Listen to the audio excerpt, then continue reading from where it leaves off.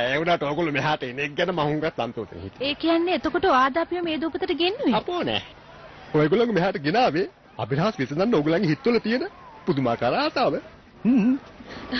ඇත්තම කියනවා නම් මොණ්ඩවේරියස් දැන් අපේ කණ්ඩායම වෙන් වෙලා ඉන්නේ. ඔව් වෙනවීම තුල සුන්දරත්වයක් තියෙනවා. නමුත් එකතු වුණාම ආරක්ෂාව සහ ස්ථාවරත්වය වැඩි වෙනවා. ඔයගොල්ලන්ගේ සහයෝගය ඕන මට මේ දූපත හරි ගස්සන්න. හරි. දැන් මොකද්ද තියෙන ප්‍රශ්නේ? මං හිතන්නේ මේ දූපතේ එන අයට කවුරු හරි භූත බන්ධනයක් කරනවා. යනගම හොන්දට වටපිට බලන්න.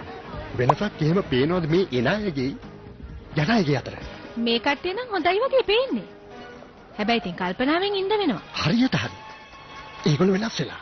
ඒ කියන්නේ බන්ධනයක් කරලා. හේ කැරල් කොහොමද මේ දූපත? ඔයාලා ඇස්ති වෙන්න මාව විහිළුවකට ගන්නද? කැරල් මේ මම බ්‍රැඩ් අපි අවුරුදු 3 ඉඳන් යාළුවනේ. වෙනවා. මෙතන විකාර කරන්න හදනවා. ඉවර දානවා.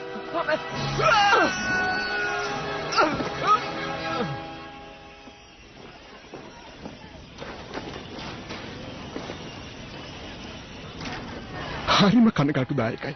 ඒගොල්ලෝ විනෝද වෙන්න මෙහෙට එන තරුණ ළමයි. මම ඒගොල්ලන්ට හරිම ආදරෙන් ඉන්නේ. දැන් ඒගොල්ලෝ අනතුරුයි. මේ ප්‍රශ්නේ විසඳන්න වෙනවා හැම දෙයකටම කලින්. ඔයා බය වෙන්න එපා. මං මේ ප්‍රශ්නේ විසඳන්න. ඔයාලා වහුවෙලා මං ඇවිත් බේර ගන්නකොට මෙතන ඉන්න හැමෝටම තේරෙයි මොට්ටියරලා කවුද කියලා. ෂා ඇත්තටම නියමයි. පස්සේ වෙලාවක අපි මේ ප්‍රීතිය හිමීට සමරමු. භූත ෆල්වල ටිකක් බීලා. මොකද්ද? ඔයා මෙහෙට වැඩට ආවට පස්සේ මොන හරි අසාමාන්‍ය දේවල් එහෙම දැක්කේ නැද්ද? නිකන් අමුතු විදිහේ මිනිස්සු එහෙම?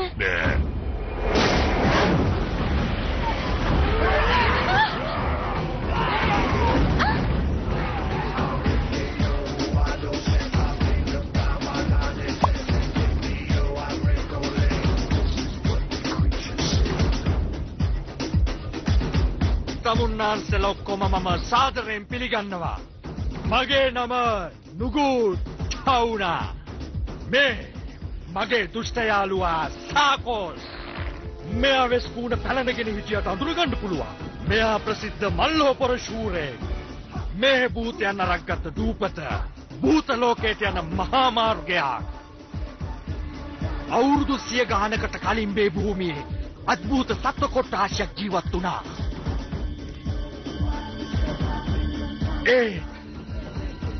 අවුරුදු 10කට කලින් එවිල් මොණ්ඩවාරියස් කියන පුජ්‍යලයා ඒ සතුන්ව සතුරන් බවට පත් කරගත්තා. මේ විනෝද උද්‍යානය හදලා ඒ සතුන්ට හොඳටම කේන්ති ගියා මිත්‍රවරුනි. මට හොඳටම විශ්වාසයි. ඔයාලා පාටි දානකොට එයාලා කුමන්ත්‍රණ කරනවයි කියලා. අනිවාර්යෙන් පල්ලි ගන්නවා.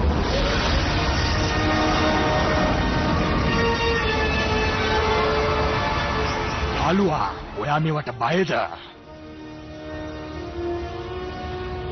අපිට ඕවට බය වෙන්න තිබුණා ප්‍රොජෙක්ටර්ස් නොතිබුණා නම්.